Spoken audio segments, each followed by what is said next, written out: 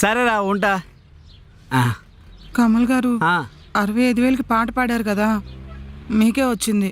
ఏం పాట? చీటీ పాట అండి. నాకు అసలు చీటీ పాటే లేదు. మరెందుకు పాడారండి? అదా, మీరు ఒక్కలే పాడుతున్నారు కదా, సమానత్వం కోసం నేను కూడా మీకు తోడుగా పాడా అంతే. ఇంక మీరు పాడుకోండి. సరే ఉంటా.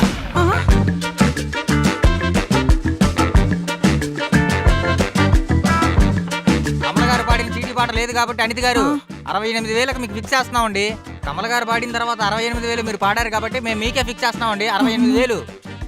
ఇప్పుడు 68,000కి పాట పాడానని తెలిస్తే నా మొగుడు చంపేస్తాడేమో. ఈ షేరింగ్స్ వచ్చినాడు నా కొంప ముంచేశాడు. నా సబ్బుముకు నేను పెట్టేసుకున్నా, పేస్ట్ కూడా సగం కవర్లో వేసుకున్నా, ఇంకా బట్టలు. మీరు ఊరికి వెళ్ళిపోతుంటే నాకు చాలా బాధగా ఉందండి. బాధ ఎందుకు? నేను ఊరెళ్ళొచ్చాక నువ్వు కూడా కావాలంటే 2 రోజులు ఊరెళ్ళొచ్చే, సమానత్వం అయిపోద్ది. సర్లే, ఇంకో 2 రోజులు ఎక్స్ట్రా దొరుకుతాయి. అంజు, ఏంటి ఆలోచిస్తుంటావు? అంజు, నేను ఊరెళ్ళాక నాకేమేం ఖర్చులు అవుతాయో మొత్తం లిస్ట్ వేసి నీకు పంపిస్తా. సగం డబ్బులు నాకు ఫోన్ పే చేయి. మీరు ఊరికెళ్తే సగం డబ్బులు నేనెందుకు ఇవ్వాలి? అదేంటది? ఇంట్లో వస్తువులన్నీ ఎవరివి? మన ఇద్దరివి. మరి నేను లేనప్పుడు నువ్వు ఒక్కదానివే వాడుకున్నావు కదా, అలాంటప్పుడు నువ్వు కూడా నేను ఊరెళ్ళిన డబ్బుల్లో సగం ఇవ్వాలా, సరేనా? లేదంటే నేను ఊరెళ్ళడం మానేస్తా. సరే సరే సరే, డబ్బులు పోతే పోయా కానీ సమానత్వం నుంచి కాస్త రిలీఫ్ ఉంటుంది. అలాగే అండి. కమల్ గారు ఊరెళ్తున్నట్టున్నారు? అవునండి. మళ్ళీ ఏమైంది, వెనక్కి వెళ్తున్నారు? అదా, ఇందాక మా ఆవిడ బాయ్ చెప్పిందండి, తిరిగి బాయ్ చెప్పడం మర్చిపోయాను, అందుకే వెళ్తున్నా. పర్లేదు, మీరు వెళ్ళండి, నేను చెప్తాను. అవునా? మరి హగ్గిచ్చింది కిస్ కూడా పెట్టిందండి. పొయ్యి మీద కూర మాడిపోతుంది, నేను వెళ్తానండి. అదేంటమ్మగారు, బతకడం కోసం ఏదో 4 ఇళ్లలో పనులు చేసుకుంటున్నాను. మనందరం మనుషులే కదమ్మా. పని మనిషి చెప్పాను కదా, రాధిక చెప్పారు చాలా బాగా పనిచేస్తుందని. అనిత గారు, మీరేంటండి? రాజు కూర్చో, సీరియల్ చూద్దాం. అంజు, నీకు సీరియల్స్ అంటే ఇష్టమేనా? అంటే నేను పెద్దగా సీరియల్స్ చూడనండి. అవునా? నాకు మాత్రం చాలా ఇష్టం. అవును, మీ ఆయన ఊరికెళ్ళినట్టున్నాడు. ఇదేంటి, మా ఆయన ఊరెళ్తే నాకంటే ఎక్కువ ఆనందిస్తుంది. అవునండి.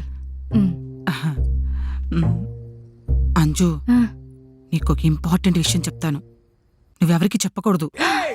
ఏంటది? అలా కాదు, నీకు బాగా నచ్చిన వాళ్ళ మీద ఒట్టేస్తే అప్పుడు చెప్తాను. అదేంటి, మీకు నా మీద నమ్మకం లేదా?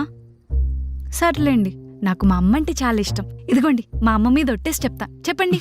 నేను మీ ఇంటికి టీవీ చూడటానికి వచ్చిన సంగతి నువ్వు మీ ఆయనకి చెప్పకూడదు. ఒట్టేసావంజు, చూసుకో.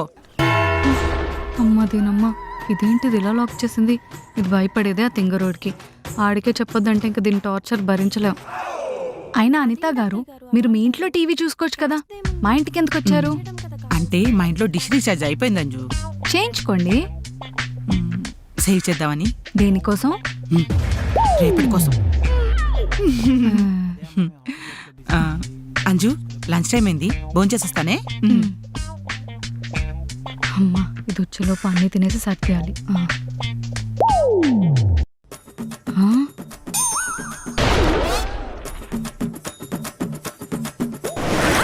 రాంజు, మొహాట్ పడ, కూర్చో. మా ఇంట్లో నాకేంటే మొహమాట.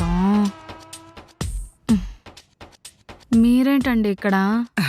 అంటే నువ్వు ఒంటరిగుంటావు కదా, కలిసి షేరింగ్ ఇద్దామని మా ఇంట్లో కొన్ని ఐటమ్స్ పట్టుకొచ్చాను. మీ ఇంట్లో నువ్వు తీసుకొచ్చిన కొన్ని ఐటమ్తో కలిసి కుమ్మేద్దాం పదా. మీ ఇంట్లోంచి ఏం ఐటమ్స్ తెచ్చారు? అంటే రైస్ నీది, పేపర్ ప్లేట్ నాది, సాంబార్ నీది, అందులో వేసిన ప్లాస్టిక్ స్పూన్ నాది, పెరుగు నీది, అందులో వేసుకునే ఉప్పు నాది. సమానత్వం సరిపోయిందా? సరే అంజు, ఇక మా ఇంటికి వెళ్తానే, కాసేపు పడుకుంటాను.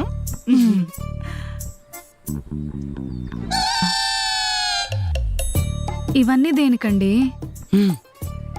రేపటి కోసం.